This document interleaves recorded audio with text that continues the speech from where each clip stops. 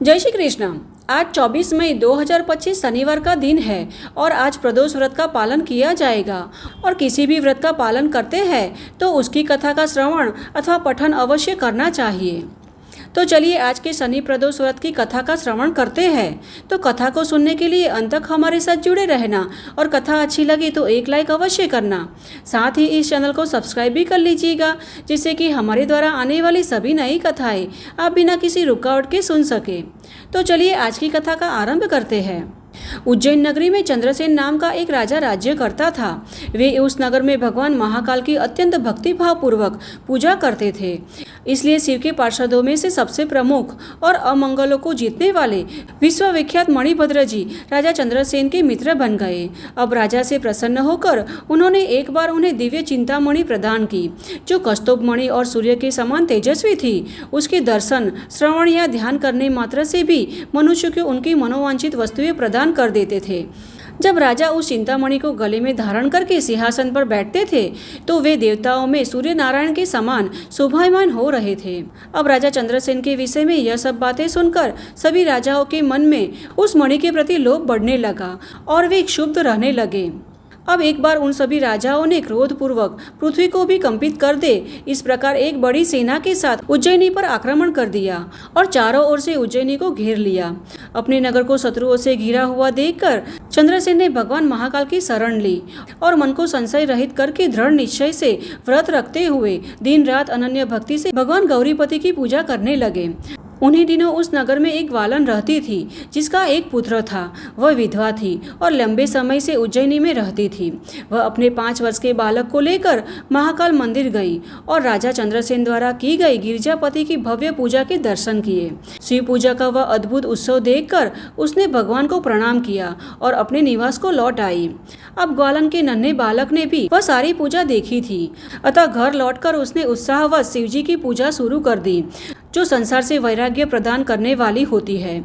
एक सुंदर पत्थर को लाकर उसने अपने घर से कुछ दूर एकांत स्थान पर रख दिया और उसे ही शिवलिंग मान लिया।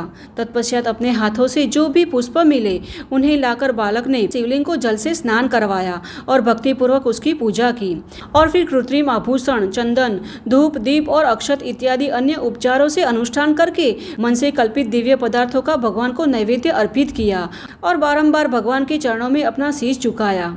इस प्रकार अनन्य मन से भगवान शिव की पूजा में समर्पित अपने पुत्र को ग्वालन ने प्रेम पूर्वक भोजन के लिए बुलाया, परंतु उसका मन तो भगवान शिव की पूजा में लगा हुआ था। उसे भोजन की इच्छा नहीं हो रही थी।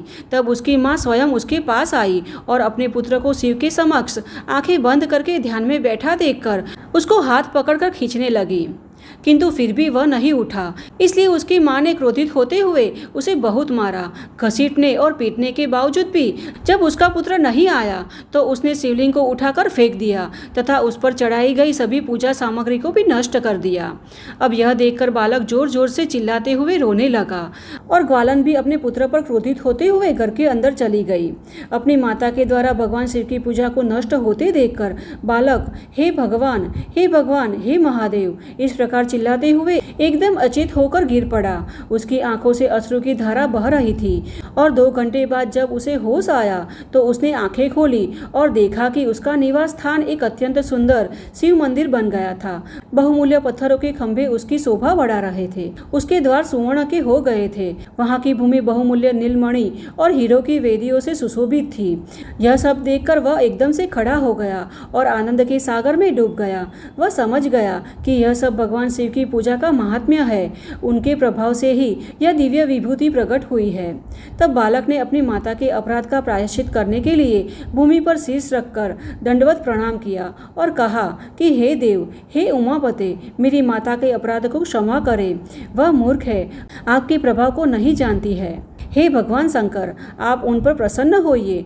यदि आपकी भक्ति से मुझ में थोड़ा सा भी पुण्य उत्पन्न हुआ है तो उससे मेरी माता को आपकी कृपा प्राप्त हो।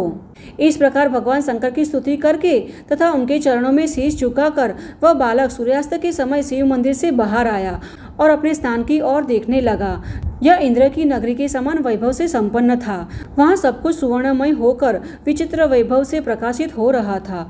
अब आगे भवन में प्रवेश करते ही बालक ने अपनी माँ को बहुमूल्य रत्नों से जड़े सफेद बिस्तर पर निर्भय होकर सोते हुए देखा और उसकी माँ उसका ही स्मरण कर रही थी। उसने अपनी माता को जगाया। ग्वालन शीघ्र ही उठी और अपने पुत्र का तथा संपूर्ण घर को अपूर्व रूप में देखकर आनंद विभोर हो गई। पुत्र के मुख से यह सब गिरजापति शंकर की कृपा को सुनकर ग्वालन ने राजा को सूचना दी कि जो निरंतर भगवान के कीर्तन में लगे रहते हैं। अब यह सुनकर राजा अपने नियमों को पूरा करके रात्रि को वहां आए और ग्वालन के पुत्र का यह प्रभाव जो भगवान शिव की प्रसन्नता से प्रकट हुआ है उसे देखा।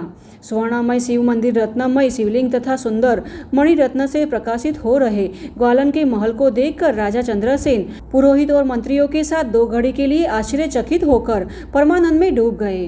तत्पश्चात उन्होंने प्रेमाश्रु बहाते हुए ग्वालन के बालक को हृदय से लगा लिया। अब भगवान शिव के यह अद्भुत महात्म्य की चर्चा समस्त नगर के लोगों में अत्यंत वेग से फैलने लगी और इस बात को सुनते बतियाते क्षण भर में ही रात बीत गई। अब जो राजा युद्ध के लिए आए थे और नगर को चारों ओर से घेरे हुए थे, उन्होंने भी प्रातःकाल दूतों के मुख से यह अद्भुत समाचार सुना और यह सुनकर उनके मन की शत्रुता समाप्त हो गई। उन्होंने अपने हथियार फेंक दिए और आश्चर्यचकित होकर महाराज चंद्रसेन के आदेश पर नगर में प्रवेश किया। उस सुंदर नगरी में प्रवेश करके भगवान महाकाल को प्रणाम करके सभी राजा ग्वालन के घर आए। वहां राजा चंद्रसेन ने आगे आकर उसका स्वागत किया। वहां सभी राजा बहुमूल्य आसन पर विराजमान हुए और प्रेम पूर्वक आश्चर्य व्यक्त करते हुए प्रसन्न हुए।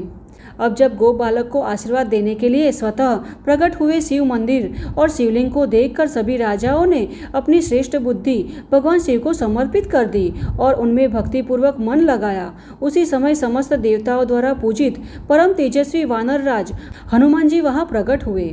उनके आगमन पर सभी राजा तुरंत खड़े हो गए और भक्तिपूर्वक उन्हें प्रणाम किया। तब हनुमान जी ने कहा, हे राजन, भगवान शिव की आराधना के अतिरिक्त मनुष्य के लिए कोई दूसरा मार्ग नहीं है। यह बड़े सौभाग्य की बात है कि इस गोप बालक ने शनिवार के दिन प्रदोष काल में बिना किसी मंत्र के शिव की आराधना करके उन्हें प्राप्त किया है। शनिवार के दिन प्रदोष व्रत समस्त व्यक्तियों के लिए दुर्लभ होता है और कृष्ण पक्ष में तो यह योग अत्यंत दुर्लभ है।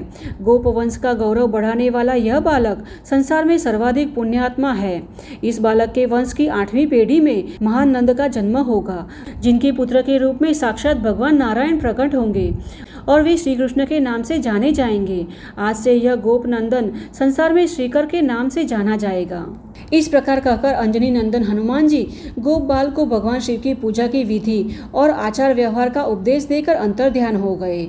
उसके पश्चात सब राजा भी महाराज चंद्रसेन की आज्ञा पाकर प्रसन्नता पूर्वक अपने अपने नगर को लौट गए। महातेजस्वी श्रीकर भी हनुमान जी से शिक्षा पाकर धर्मज्ञ ब्राह्मणों के साथ भगवान शंकर की आराधना में लग गए। तत्पश्चात कालांतर में राजा चंद्रसेन और भक्त श्रीकर गोप दोनों ने भक्तिपूर्वक शिव की आराधना करके परम पद को प्राप्त किया।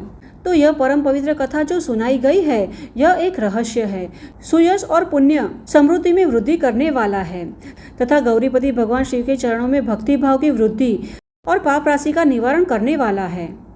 तो यह है आज की हमारी शनि प्रदोष व्रत कथा, जिसका श्रवण करने मात्र से भी मनुष्य के सभी पाप नष्ट हो जाते हैं और भगवान शिव की अपार भक्ति प्राप्त होती है। हमें आशा है कि आज की शनि प्रदोष व्रत की कथा आपको अच्छी लगी होगी। अगर अच्छी लगी है तो इसे अपने मित्र और परिवार में भी शेयर करना, जिससे वे भी यह कथा सुनकर पुण्य फल की प्राप्ति कर सके। तो चलिए हमारे शास्त्रों में वर्णित ऐसी ही वैदिक कथाओं के साथ फिर से मिलते हैं। तब तक के लिए जय श्री कृष्ण।